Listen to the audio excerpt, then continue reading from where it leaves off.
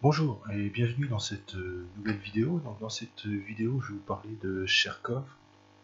En fait, j'ai eu envie de faire cette vidéo parce que j'ai vu celui qui fait des vidéos sur Cherkov en anglais. Je l'ai vu, il a publié 3 vidéos. Il arrête pas de publier des vidéos, le mec, c'est un truc de fou, quoi. Il en a fait plus de 700. Et à chaque fois, il fait des tutos sur la façon de faire de la modélisation modale ou alors de faire de l'animation comme ça avec des systèmes de nœuds, quoi. Donc là, j'ai créé un petit torus ici où on voit que les vertices et une sphère au centre. Enfin, non, c'est pas une sphère, c'est un rounded box, une rounded box. Donc en fait, ce qu'ils ont utilisé, c'est un cube en fait dans lequel en fait, chaque face est arrondie, un cube subdivisé avec des faces arrondies qui prend justement la forme d'une sphère. On n'a pas ça dans Blender, je pense, de façon initiale. On n'a pas de rounded box. C'est un peu dommage, parce qu'on a des UV sphères. Donc les UV sphères, c'est pas du tout pareil. Si vous regardez ici, vous voyez, on a des faces comme ça. Donc on a des points avec des pôles. On a l'icosphère. L'icosphère, par contre, ça c'est avec des triangles. Voilà, donc ici, hop, on appuie sur Tab, on va se focaliser ici. Là, on a que des faces triangulaires. Voilà, très beau truc. Donc voilà. Donc ça permet aussi de faire des choses qu'on pourrait pas faire autrement. Donc ça permet aussi de combiner les objets, d'ailleurs de pouvoir créer des objets qu'on ne pourrait pas créer autrement, et aussi de pouvoir paramétrer directement les objets à partir des panneaux qu'on a ici. Voilà. Ici le rayon, révolution, donc ça c'est le nombre de révolutions, c'est le nombre d'interstices. Voilà. Si on réduit, à la fin on a plus de 3. Voilà. Ça permet d'afficher que les vertices ou d'afficher que les edges. Là, si je veux, par exemple, sur ma renderbox, je ne veux pas afficher les edges, j'enlève cette liaison-là, et du coup, j'ai que les vertices. Et je peux aussi mettre les edges, mais ne plus afficher les vertices. Donc, dans ces cas-là, ça affiche plus rien, parce que les vertices sont obligatoirement à afficher. Donc, oui, donc je vais vous montrer sa chaîne. Donc là, c'est la chaîne de quelqu'un d'autre. Voilà, donc là, j'étais en train de regarder un de ses tutos. Je vais ouvrir aussi plein de fenêtres avec plein de magazines de 3D que j'ai trouvé sur issu.com, issu. Par contre, bon, je les ai pris, mais c'est pas trop légal, parce que j'ai l'impression que c'est des scans de magazines qui ont été publiés. Pareil, j'ai trouvé des livres de dessin. Donc par contre, j'en parle très rapidement parce que je crois que c'est pas trop légal en fait. J'ai trouvé ça. J'avais déjà trouvé ça avant, mais c'est comme des fois sur le site Scribd aussi, des fois on trouve des trucs, des bouquins gratos, alors que bon, ils sont en vente sur Amazon. Voilà, c'est à moitié légal quoi. Donc voilà tout ce qu'il a créé, donc il en fait plus de 600, donc il a fait un peu de tout quoi. Il a fait du caca procédural, il explique comment faire de la merde, voilà. On sait pas le mieux, il y a plus intéressant que ça, là, comment faire un petit aéronef comme ça, un petit pareil que dans le film, les films d'animation Ghibli, les animés, comment faire du bambou, comment faire les anneaux de Sonic, les anneaux que Sonic récolte, un système de nœuds comme ça,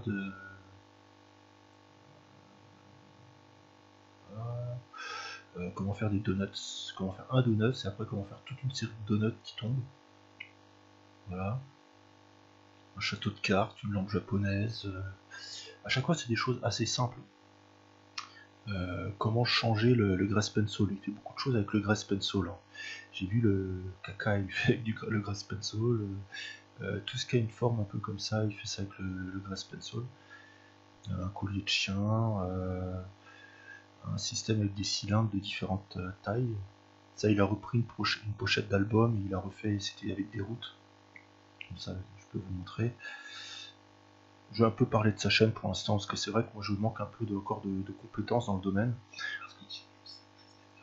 Ouais. Avec de la pub, voilà, c'est gratos. Voilà, il a pris la pochette d'un album comme ça où il y avait plein de routes et des voitures, et il va le refaire en fait avec un nœud, et c'est vrai qu'il y a énormément de nœuds. C'est ça qui est un peu embêtant avec Cherkov, c'est que des fois t'as beaucoup trop, on a plein de nœuds et on s'y retrouve pas. Pour vous le montrer, je vais démarrer un nouveau projet. Quand ça va vouloir venir, voilà. On va retourner dans le compositing. Donc moi j'ai directement Cherkov et Animation Node dans le compositing, quoi, dans le node mode. C'est ça, node editor. Vous ne l'aurez pas. Si vous le mettez un coup, même si vous importez l'add-on, vous ne l'aurez pas. Il faut pour cela ajouter les deux add-ons et sauver les préférences utilisateurs ici. Pour avoir ça tout le temps à chaque fois qu'on démarre Blender. Voilà. Pour ce petit aparté. Donc ici, je vais cliquer sur New. Ici, je vais aller voir dans les templates. Et vous voyez, il y a déjà plein de templates qui ont déjà été créés. On va en ouvrir une au hasard, une spider shape, donc une forme d'araignée. Voilà. Donc ils sont en format JSON, je sais pas comment ça se dit, donc j'ai regardé parce que je connaissais pas. C'est un système qui est utilisé en JavaScript pour la gestion de données. Donc je sais pas pourquoi dans ce système-là et pas dans un autre. J'ai vu que ça ressemble à un autre système qui s'appelait le XML. Je sais pas pourquoi on n'a pas fait ça en XML plutôt ou en Python. Je sais pas, c'est un choix du créateur de la donne, je pense. Voilà, forme d'araignée. Voilà. Et on va supprimer le cube, il ne sert plus à rien. Voilà. Et donc là, je pensais pas du tout à ça, c'est la première fois que je joue cette add-on. Je pensais pas du tout à ça. Moi je pensais vraiment à une araignée. Surtout que bah, lui, là, il avait fait une araignée. Donc c'était possible de le faire. Et puis il a réussi. Voilà, il avait fait une araignée procédurale. Il avait fait une autre aussi. Bon là il l'avait fait avec le Grass Pencil. Voilà. Là il en avait fait. C'est celle-là que je préférais moi. Cette araignée là je la trouvais pas mal. Il y a possibilité de l'améliorer en plus. Une toile d'araignée aussi il avait fait. Il en a fait tellement qu'il a à peu près tout fait quoi. Donc là il y a une espèce de. Je pense que. Ce que ça pourrait être. Je sais pas en rendu ce que ça peut donner. Ouais. On voit rien au centre en fait. C'est ok d'accord. Donc vous voyez le nombre de nœuds qu'il faut, ouais, c'est assez. Mais ça bon je suis pas encore assez perfectionné. Voilà, il y a des groupes de nœuds qui sont faits. Ça c'est pour la partie, donc je devine, hein, pour la partie intérieure. Je suis ce qui est marqué pour la partie extérieure ici. Ici pour le tube. Les tubes, je sais pas c'est quoi les tubes. Ça, il y a un moyen de le savoir. Ce que c'est en changeant des valeurs comme ça. Et on regarde ce que ça change en fait. C'est comment. C'est assez basique ce que je fais. Là je clique ici, hop, je décoche ça, ouais ça. Là on a des. Ouais, ça change à l'intérieur. Ici si on met Unique Edges, ouais. Vous voyez, ça change un peu la forme. On voit sur quoi ça agit en fait en changeant les valeurs. Là voilà, là ça change l'amplitude. Vous voyez, c'est ça l'intérêt du paramétrable, c'est qu'on peut vraiment tout modifier comme ça. Et on pourrait modifier aussi en changeant l'ordre des nœuds. Bien que en général, quand on change l'ordre des nœuds, j'ai déjà essayé, en général le nœud devient rouge et ça marche plus. Donc c'est un peu chiant. Voilà, donc là, hop, on modifie ça. Voilà. Donc là, les seeds, c'est les graines. Donc à chaque fois, c'est des. Moi, je connais ça par le biais d'autres add-ons, notamment l'add-on Cipline, je sais pas comment, Cipline plutôt, S-A-P-L-I-N-G, qui est un add-on qui crée des arbres, et justement il y avait comme ça seed dedans. Moi, je crois bien que c'était dans celui-là, il y avait seed dedans, et ça permettait de changer à chaque fois la forme de façon aléatoire comme ça. Ensuite on peut changer les NGO, donc le rayon, ça randomize, donc ça permet de faire quelque chose d'assez random. Là pareil, seed, ça modifie, hein, de toute façon. Et là, bah, le shift, voilà, quand on passe à 1, ça devient des sphères. Et, de toute façon, ça peut être que 0 ou 1 le truc. C'est bon, on a des sphères avec 1. où on a la forme de base. Je peux faire la forme de base. Et si on tente une valeur négative, voilà, faut tout tester. Ça revient à 0. On peut faire que 0 et 1 en fait. Et oui, après toutes ces valeurs là, mais elles servent à rien. Voilà. Voilà, il y a plein de templates comme ça, on peut en ouvrir une autre, donc faut recommencer à chaque fois. Je sais pas comment réinitialiser, mais je recommence à chaque fois. Voilà, là on peut en tester un générateur de cercles. Voilà, donc là ça crée tout un, voilà, tout un système de cercles. Ah, celui-là j'avais déjà un peu testé. Donc là, hop, voilà, ça permet d'avoir la résolution du cercle. Des fois il y a des valeurs, on va les modifier, ça change rien du tout.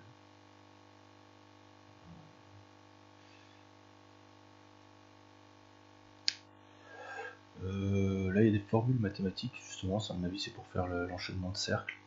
Ça suit un cosinus fois pi, alors je vais me remettre à niveau en maths, hein, aussi pour... En fait c'est pas si facile que ça, hein. Je pensais que ça allait être plus sympa, plus facile, le système de nœuds, mais en fait ça s'avère plus compliqué, hein. C'est pour ça que j'ai un peu galéré avant de commencer à en avoir vraiment l'impulsion de faire cette vidéo, parce que c'est quand même un truc assez compliqué. Je me suis dit, voyant toutes les vidéos que lui faisait, ça faisait longtemps que j'avais pas fait de vidéo, je me suis dit je vais en faire une, mais je manquais peut-être un peu de contenu, mais bon déjà ça peut vous donner des idées, ça peut vous donner des pistes, voilà, vous allez pouvoir tenter des choses avec les templates. Il y a un donut. Ah oui, mais le donut il n'est pas aussi bien que celui que lui montre. Parce que dans une de ses vidéos, sur Blender Sushi, en fait ouais, la chaîne c'est Blender Sushi, il fait un donut, et tu voyais ici c'est seulement un simple torus. Tandis que lui son donut, donc c'est lui le gars, c'est Jimmy Gunawan, il fait un donut, hop, voilà. Donc il a fait une démo justement avec le donut qui se désintègre ici. Sinon il avait fait un donut, c'est un donut avec du glaçage. Et nous, le donut qu'on a, il n'a pas de glaçage. Ici, tous les chiffres que vous pouvez voir, en fait, c'est les index de chaque vertice. Parce qu'il faut savoir que les vertices, je vais vous faire un petit dessin, chaque vertice a une coordonnée en X, en Y et en Z, et la vertice a aussi un index. IND. C'est pas terrible de dessiner un index. Et donc pour faire un edge, donc on va appeler ça edge, on va mettre ça ED, on va l'écrire en entier, c'est un peu chiant, j'aurais dû faire un texte. Et bien pour faire un edge, on va pour reprendre x, y, z de deux vertices par exemple, puisque pour une vertice, tout simplement c'est un point. J'explique vraiment pour ceux qui débutent en 3D. L'edge, c'est deux points liés par un segment. Voilà, il n'y a qu'un seul segment, là j'aurais pas dû repasser plusieurs fois, mais il y a qu'un. Voilà, on va faire, voilà, il y a deux vertices, et un edge qui est bien droit normalement. Et ben, au lieu de reprendre les valeurs x, y, z de ce vertice-là, les valeurs x, y, z de ce vertice-là, on va reprendre les index, l'index de ce vertice-là et l'index de ce vertice-là, pour faire l'edge, pour dire à Blender, prends les vertices d'index, par exemple,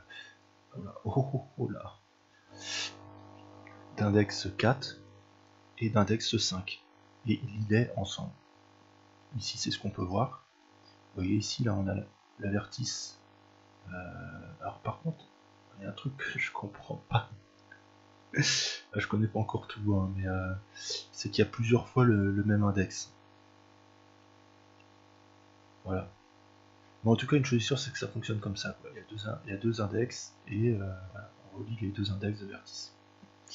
Donc voilà, c'est tout pour cette vidéo qui est un peu foutraque parce que c'est un peu le début, j'apprends vraiment quelque chose de nouveau, mais j'avais vraiment envie de partager ça avec vous, vous faire découvrir ça parce que c'est vraiment quelque chose de génial. Maintenant, à vous de creuser aussi.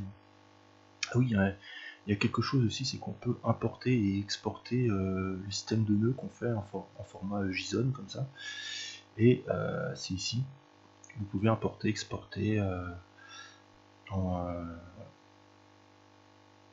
vous pouvez sauver votre blend avec en fichier zip. Voilà. J'ai pas trop encore poussé ce truc truc là, mais voilà, faut savoir que c'est possible. Alors je ferai plein d'autres vidéos là-dessus, hein, et je vais reprendre aussi le ABCD. J'avais fait une vidéo pour le ABCD, justement, j'avais avancé un peu ma modélisation, mais la vidéo ne me correspond pas trop, enfin, est un peu difficile parce que je me suis pas mal trompé dans la modélisation. Donc ce que je vais faire, c'est que je vais faire comme à mon habitude maintenant, ça fait 2-3 vidéos que je fais ça, je vais accélérer la vidéo, je vais faire des commentaires par-dessus. Et en tout cas, j'espère que ça vous aura donné des idées, ça vous aura donné des idées quoi. Cette vidéo là c'était pas vraiment un tuto, c'était plus pour vous donner des idées de choses à faire. Allez voir sa chaîne, à lui ça peut vous donner plein d'idées aussi. Juste, allez, juste, même si vous n'avez pas envie d'aller voir les tutos, parce qu'il en a fait beaucoup, hein, on peut pas tout regarder, hein, au bout d'un moment, des fois, le premier, des fois j'essaie de me discipliner à regarder des tutos Blender, mais je préfère regarder des séries, hein. En humain, mais juste regarder ce qu'il a fait. Alors, par exemple, hop, une méduse, ah bah tiens, c'est possible avec ce système-là de faire des méduses. C'est possible de faire un système de carrés comme ça. Ah bah tiens, ça ressemble un peu à une ville, bah, je pourrais peut-être faire une ville avec un système procédural comme ça. Voilà, ça donne des idées. Quoi d'autre? Vous pouvez aller voir aussi son blog. Il m'a même pas demandé de faire sa pub, hein. C'est vraiment je fais sa pub parce que je trouve ça génial ce qu'il fait. Lui aussi, je trouve ça génial ce qu'il fait, mais c'est dans un autre domaine, c'est dans le web marketing. Mais ça me donne beaucoup d'idées aussi. C'est quelqu'un de très créatif et il parle beaucoup de créativité, donc c'est intéressant.